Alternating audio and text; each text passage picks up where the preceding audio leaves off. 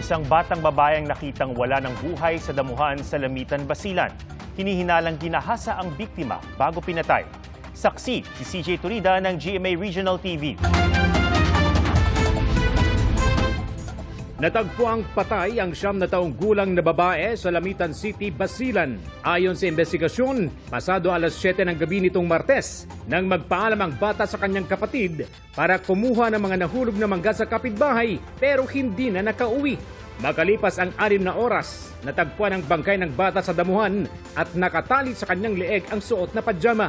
Pinaniniwala ang ginahasa muna ang bata bago siya pinatay. Sa tulong ng isang saksi, nadakip ang 65 anyos na suspect sa ikinasang follow-up operation. Hindi na nagbigay ng pahayag ang suspect. Nagtamo naman ng saksak sa iba't ibang bahagi ng katawan ng isang lalaking masahista sa Vigan City. Ang suspect, kasamahan niya ring masahista.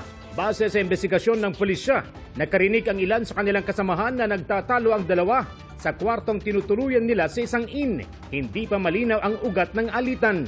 Dinala sa ospital ang biktima. Naaresto naman ang suspect. Nakuha sa kanya ang patalim na ginamit sa pananaksak. Ayon sa pulisya, hindi pa nila nakakausap ng maayos ang suspect. Pinasabugan naman ng granada ang bahay ni Lapas Municipal Administrator Perfecto Cardenas sa Barangay Zone 6, Banguet Abra. Sa kuha ng CCTV, kitang motorsiklong dumaan at pagkaraan lamang ng ilang segundo, kita na ang pagsabog. Sumabog ang granada sa mismong groto na nasa harapan ng bahay. Ayon kay Cardenas, nagising sila sa lakas ng pagsabog habang sila natutulog ng kanyang misis sa ikalawang palapag ng bahay. Wala namang nasugatan sa insidente. Napag-alaman na isang MK2 fragmentation hand grenade ang nagamit base sa mga na-recover na safety lever at safety pin sa crime scene.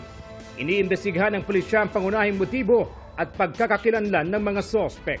Para sa GMA Integrated News, ako si CJ Torida ng GMA Regional TV, ang inyong saksi.